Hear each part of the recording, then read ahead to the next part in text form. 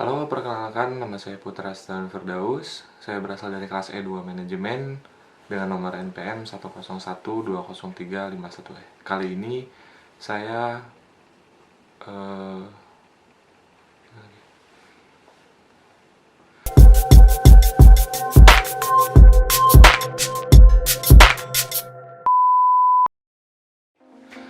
Halo, perkenalkan nama saya Putra Stan Firdaus. Saya berasal dari kelas E2 Manajemen dengan nomor NPM 101203511. Kali ini saya membuat video ini untuk memenuhi tugas akuntansi manajemen di evaluasi tengah semester.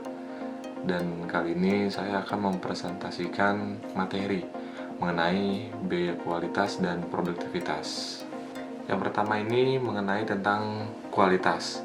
Secara operasional, produk atau jasa yang berkualitas ini adalah yang memenuhi atau melebihi harapan pelanggan. Dengan kata lain, kualitas merupakan kepuasan pelanggan. Produk atau jasa yang berkualitas memenuhi atau melebihi harapan pelanggan dalam 8 dimensi.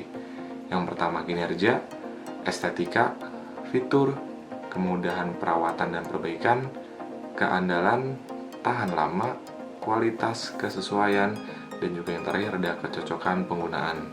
Nah, di selanjutnya ini adalah mengenai tentang pengertian biaya kualitas. Apa sih yang dimaksud dengan biaya kualitas?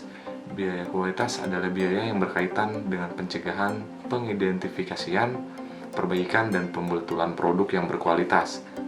Nah, berkualitas ini rendah dan dengan opportunity cost dari hilangnya waktu produksi dan penjualan sebagai akibatnya rendahnya kualitas.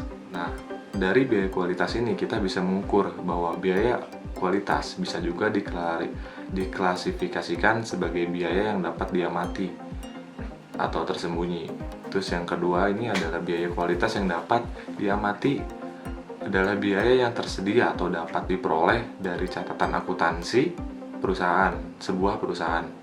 Yang kedua adalah biaya kualitas yang tersembunyi adalah biaya kesempatan atau oportunitas yang terjadi karena kualitas yang buruk.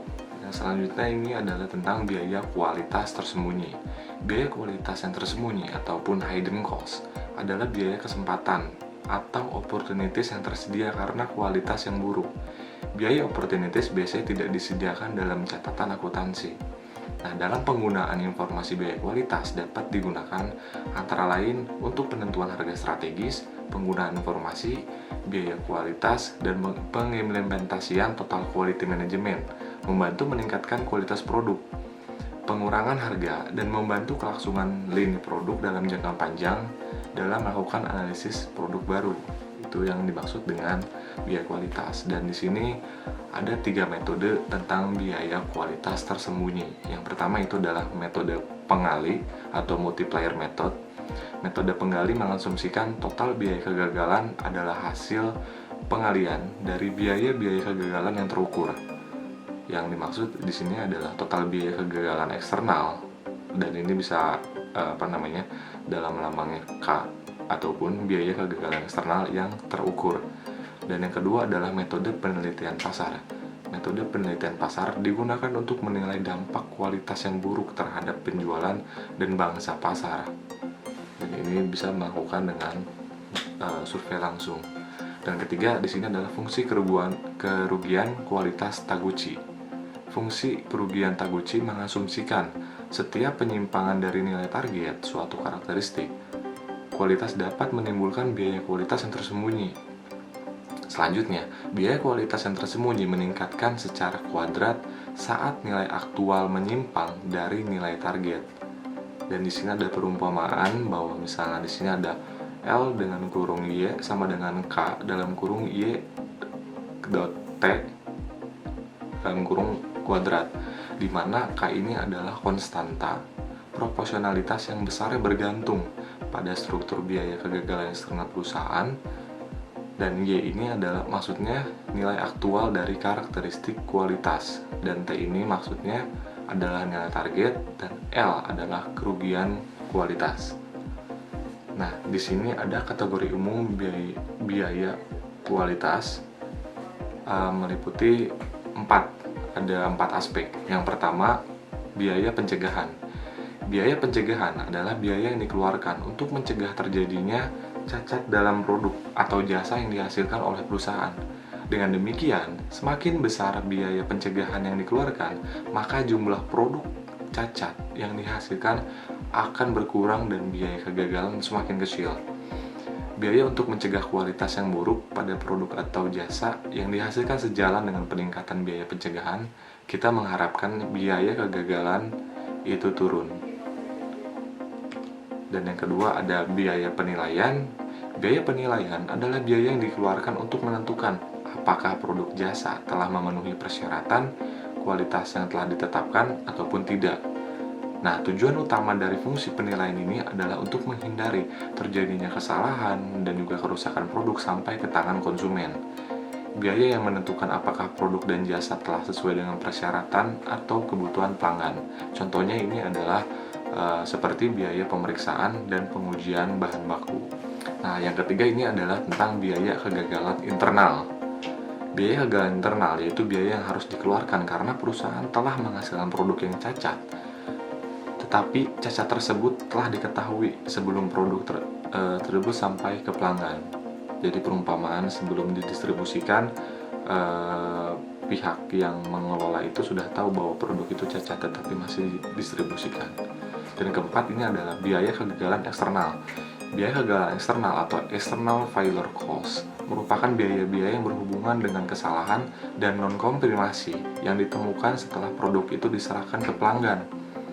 Biaya-biaya ini tidak akan muncul apabila tidak ditemukan kesalahan atau non-konfirmasi setelah produk dalam pengiriman. Nah, di sini ada maksud tentang pelaporan informasi biaya kualitas. Pencatatan biaya kualitas aktual secara terperinci berdasarkan kategorinya dapat memberikan dua masukan pandangan penting, yaitu yang pertama, catatan tersebut mengungkapkan besar biaya kualitas dalam setiap kategori yang memungkinkan para manajer menilai dampak keuangannya. Dan yang kedua, catatan tersebut menunjukkan distribusi biaya kualitas menurut kategori yang memungkinkan para manajer menilai kepentingan relatif dari setiap kategori. Dan yang selanjutnya ada pelaporan biaya kualitas. Nah, pelaporan biaya kualitas ini meliputi 5 aspek. Aspek yang pertama tentang laporan biaya kualitas. Laporan biaya kualitas atau Quality Cost Report menguraikan biaya pencegahan, biaya penilaian, dan biaya kegagalan internal dan eksternal yang timbul dari tingkat kecacatan produk atau jasa yang dihasilkan oleh perusahaan saat ini. Pelaporan informasi biaya kualitas juga dapat berupa laporan kinerja kualitas. Dan aspek yang kedua ini mengenai tentang fungsi biaya kualitas ataupun pandangan kualitas yang dapat diterima. Pandangan kualitas yang dapat diterima mengasumsikan terdapat perbandingan terbalik antara biaya pengendalian dan juga biaya kegagalan. Ketika biaya pengendalian meningkat, biaya kegagalan seharusnya menurun. Selama penurunan biaya kegagalan lebih besar daripada kenaikan biaya pengendalian, perusahaan harus meningkatkan usahanya untuk mencegah atau mendeteksi unit-unit yang tidak sesuai. Fungsi biaya kualitas atau pandangan cacat nol. Dalam pengertian klasik, produk dikatakan cacat apabila kualitasnya di luar batas toleransi karakteristik kualitas. Biaya kegagalan timbul hanya jika produk tidak sesuai spesifikasinya. Selain itu, terdapat perbandingan terbalik antara optimal biaya kegagalan dan juga biaya pengendalian. Nah, di sini model cacat nol menekankan pada biaya kualitas yang berpotensi menghemat dari supaya apa yang lebih besar dari meningkatkan kualitas. Model kualitas menentang definisi unit cacat, gitu kan. Menyempurnakan pandangan terhadap biaya kualitas, mengintensifkan upaya perbaikan kualitas perusahaan yang berupa mencapai kondisi cacat nol ataupun produk mereka kondisi dengan toleransi yang nol. Dapat mengkapitalisasikan kualitas dengan menurunkan jumlah unit catat sambil menekan tombol biaya kualitas. Dan ini ada yang ketiganya adalah Yang selanjutnya, manajemen berbasis kegiatan dan biaya kualitas optimal. Manajemen berbasis kegiatan ataupun ABM mengklasifikasikan berbagai kegiatan sebagai bernilai tambah serta dapat mendapatkan nilai lebih dan hanya mempertahankan kegiatan yang bernilai tambah. Prinsip ini diaplikasikan pada kegiatan berkaitan dengan kualitas, biaya kegagalan, penilaian, dan biaya-biaya yang tidak menghasilkan nilai tambah harus dihilangkan. Yang selanjutnya ini adalah yang terakhir ya, keempat, ada analisis tren. Apa itu sih analisis tren? Analisis tren, laporan biaya kualitas menunjukkan jumlah dan distribusi biaya kualitas di antara 4 kategori yang biaya pencegahan, penilaian, kegagalan, internal dan eksternal, sehingga menunjukkan peluang untuk memperbaikan kualitas. Perubahan biaya kualitas dari waktu ke waktu dapat digambarkan oleh grafik tren atau biasanya disebut laporan tren kualitas multi periode. Ini adalah produktivitas, pengukuran dan pengendalian. Produktivitas berkaitan dengan memproduksi output secara efisien dan spesifik yang nantinya akan berkesinambungan antara output dan input, yang mana nantinya hal ini digunakan untuk memproduksi output.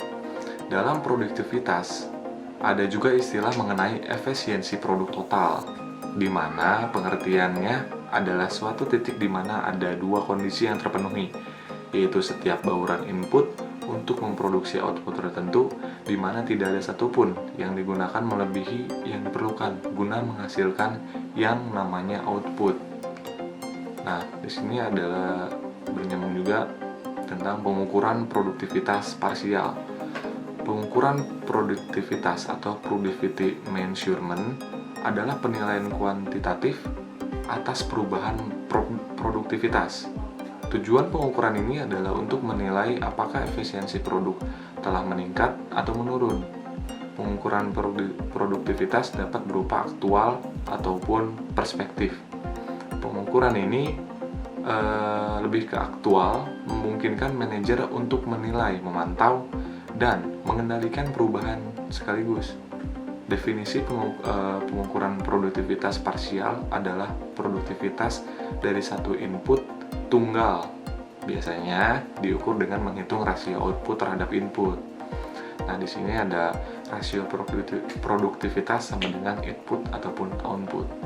Nah, karena hanya produktivitas dari satu input yang sedang diatur, maka ukuran itu disebut pengukuran produktivitas parsial.